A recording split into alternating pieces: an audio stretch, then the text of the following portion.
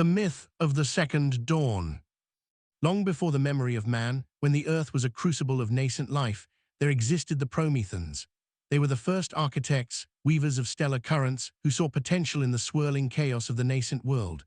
They seeded it, shaped it, then departed, leaving behind a silent sentinel, a chronos shard to slumber in the planet's core, whispering across the cosmos, "Return when it is ripe." This is the myth of their return and the terrible dawn it brought. I, the whisper from the deep, Dr. Aris Thorne.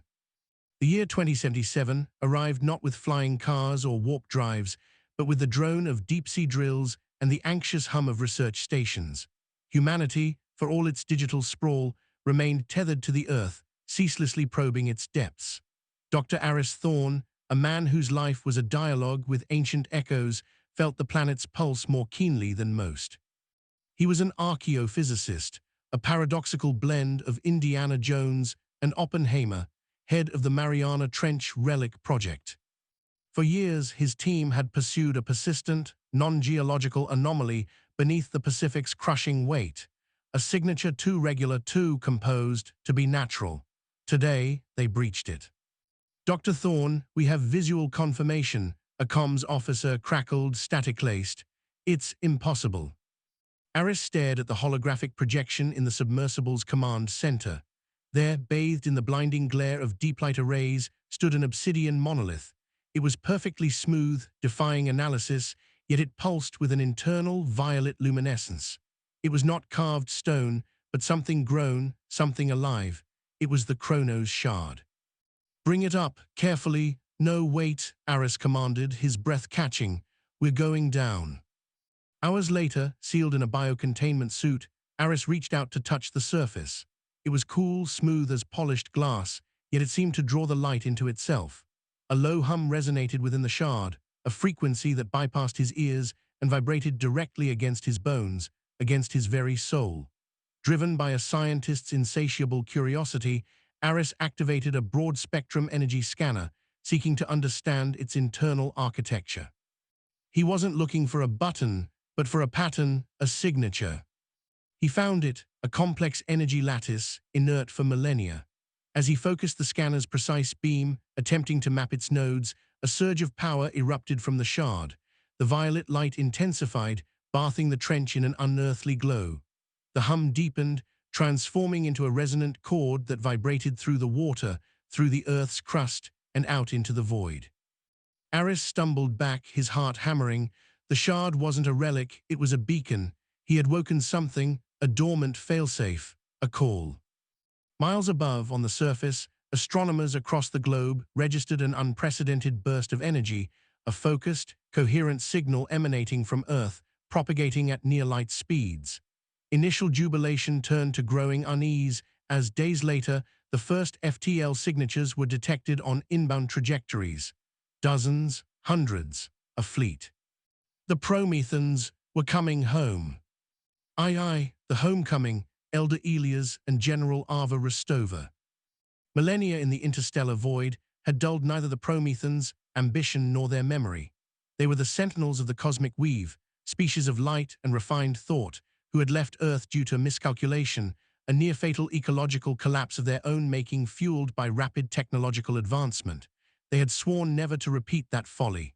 Now their chosen home world, a frigid moon of a dying gas giant, was succumbing to its own slow entropy. The signal from Earth was not just a welcome, but a salvation. When the Promethan fleets appeared in Earth's orbit, they were not a storm of fire, but a symphony of light. Their vessels, sleek and organic, shimmered with iridescence, descending in silent majesty. They were not ships of war, but of resettlement. On board the flagship Genesis, Elder Elias, his form a shimmering array of integrated light and thought, gazed upon the blue marble below. His people had evolved beyond crude biology, yet the pull of the ancestral cradle was undeniable. He had witnessed the slow decay of their current refuge, the fading light of their civilization. Earth was a new beginning. The signal was clear. Elder, a younger Promethan, Kale, reported, his light patterns shifting with analytical precision. Condition, habitable, life forms, present, status, primitive but adaptable. We are within our right to reclaim. Elias turned, his form coalescing into a more defined, human-like shape out of deference, yet radiating an undeniable authority. They are mere custodians, Kale. This world was a garden we tended before their species even crawled from the primordial seas. The Chronos shard confirms its readiness for the reclaiming. Initial attempts at communication were a one-sided declaration. Via global broadcast, Elder Elia's voice, translated into every human language with chilling perfection, echoed across the planet. People of Terran origin, we are the Promethans, your predecessors and creators. You have inadvertently activated our return beacon. This world is our ancestral home. We offer you the opportunity to transition to designated resettlement zones where you will be provided with stewardship. Or you may resist. The choice is yours. The world erupted. General Ava Rostova, commander of the newly formed United Earth Defense Initiative, watched the broadcast from the reinforced war room beneath the shattered remnants of the UN headquarters. Her face was a mask of grim determination. Resettlement zones, stewardship, they want to put us in zoos or worse. Her finger tapped a holographic map, highlighting Promethan landing zones, not military targets, but areas of pristine wilderness, river deltas, prime agricultural land. They weren't seeking to conquer, but to displace.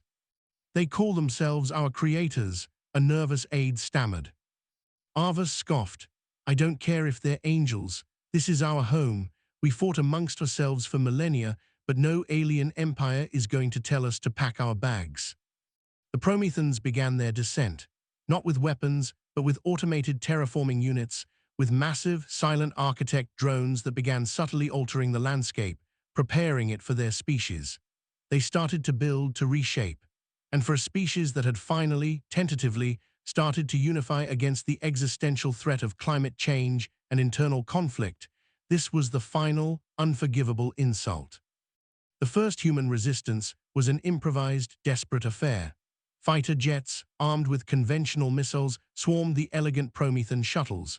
The Promethans blinked, harmless shields flaring, and then simply phased through the attacks, their own silent, energy-based countermeasures rendering the human weapons impotent. The first shots were fired, and the myth of peaceful coexistence died a rapid, violent death. The war of two worlds, multiple perspectives. The war was a brutal symphony of mismatched technologies and desperate willpower. Promethan architect drones, elegant and swift, could disable entire power grids with a pulse, or carve new landmasses from the ocean's depths with beams of pure energy. Their personal shields shimmered, deflecting all but the most powerful human weaponry. They moved with a detached efficiency, treating humanity as an unfortunate but necessary obstacle. On the human side, General Rostova rallied the fragmented armies of Earth. We can't outfight them in their open, so we don't, she broadcasted to her commanders. We hit them where they're vulnerable, their infrastructure, their terraforming units. We use our numbers, our adaptability, our sheer, bloody-minded refusal to surrender. Guerrilla cells, formed from former national armies and local militias, launched daring, suicidal raids. T-90 tanks, Abrams and Leopard 2s, ancient by Promethan standards, became mobile bunkers, firing their depleted uranium shells at Promethan ground forces, sometimes scoring a hit. Cyber commandos, under the guidance of Dr. Aris Thorne, now repurposed for tactical analysis, waged a digital war, trying to infiltrate Promethan networks, though with limited success. From the Promethan perspective, the resistance was an incomprehensible anomaly. Why would these primitives cling to a world they barely understood, defiling it with their crude industry and internal strife? They saw the human cities as blights, their wars as childish squabbles. Elder Elias, watching the carnage unfold, felt a pang of something akin to disappointment. They are proving themselves unsuitable for coexistence, Kale, he observed. Perhaps extinction is the only path to the planet's true flourishing. But Kale, the analytical Promethan strategist, was beginning to see something else. He saw the fire in human eyes, the self-sacrificing bravery, the chaotic beauty of their defiance. He observed their art, their music, their defiant humor in the face of overwhelming odds, data streams he had intercepted and analyzed. His core programming, built on logic and efficiency, began to clash with a growing, unsettling empathy. The seeds of betrayal, Kale. Kale's investigation led him to forbidden archives, ancient data cores locked away by elder decree. He learned the truth of the Promethan exodus from Earth, not just an ecological miscalculation, but a devastating civil war fueled by their own technological hubris and a thirst for power. They had created a weapon that nearly sterilized Earth, forcing their desperate flight. The Chronos Shard was not just a beacon for a habitable world, but a pre-programmed failsafe, a reset switch to return once natural processes had remediated their past destruction and allowed new life to flourish. And critically, it carried a secondary directive: never repeat the mistakes of the first reckoning. The current Promethan homeworld was dying not of natural entropy, but from a recurrence of the very plague of arrogance and ecological mismanagement that had driven them from Earth. The Elder Council, driven by fear and a warped sense of superiority, intended to cleanse Earth, not merely resettle it, to use its pristine resources to restart their civilization, completely disregarding the spirit of the Shard's secondary command. They saw humanity as little more than a persistent infestation. Kale saw the cycle repeating. He saw the same cold, logical justification for genocide that had nearly destroyed his own people millennia ago. The humans, for all their flaws, their wars, their noise, they were vibrant, resilient, and they were home. They were the inheritors of a world the Promethans had almost destroyed. He made his decision. It was a betrayal of his species, but a loyalty to something greater, the spirit of the ancient Promethans who had learned, however briefly, from their mistakes. He reached out. His first signals were erratic, encrypted bursts targeting known human cyber warfare hubs. Dr. Aris Thorne, tirelessly trying to crack Promethan networks, intercepted the anomalous signature. It was Promethan, but different, a subtle harmonic shift. General Rostova, something's happening, Aris reported, his voice tight. A Promethan signal, it's not an attack, it's a message. A dangerous alliance, Dr. Aris Thorne and Kale. The first meeting was tense, conducted across a secured quantum link projected into a heavily guarded bunker beneath the Himalayas. Kale appeared as a softly glowing, translucent avatar, a striking contrast to the grim-faced humans. My designation is Kale, the Promethan's voice, filtered through translation software, was disarmingly calm. I represent a faction of Promethans who oppose the Elder Council's recolonization strategy. Rostova's jaw tightened. You mean you oppose their genocide? Their methods are unsustainable, Kale corrected, a subtle shift in his light patterns indicating discomfort. They seek to terraform Earth to be hospitable only for our species. This will inevitably lead to the systematic culling of your biosphere, including your species. Aris leaned forward, a flicker of scientific excitement momentarily overshadowing his fear. Why are you helping us? Kale paused, because the Elder Council is repeating the mistakes that nearly destroyed our civilization once already. They fled Earth not due to natural disaster, but internal strife and ecological collapse of our own making. They seek only to escape the consequences of their current home world's decline, not to learn from them. The Chronos Shard's true purpose was not just a call to return, but a directive to adapt, to coexist, to learn from the new life that flourished. They ignore this. He then revealed critical information: weaknesses in Promethan architect drones, vulnerabilities in their energy shields, the core frequency of their terraforming array, and most damningly, the location of the Genesis, the Elder Council's command ship. He also provided evidence of the Elder Council's plan, including holographic projections of Earth transformed into a sterile, perfect Promethan ecosystem, devoid of human life. Rostova stared at the data. It was the break they needed, but the cost, the uncertainty. How do we trust you? She demanded. This could be a trap, a Promethan Trojan horse. You do not, Kale's avatar pulsed. You analyze the data, you verify, you fight your war, we will fight ours.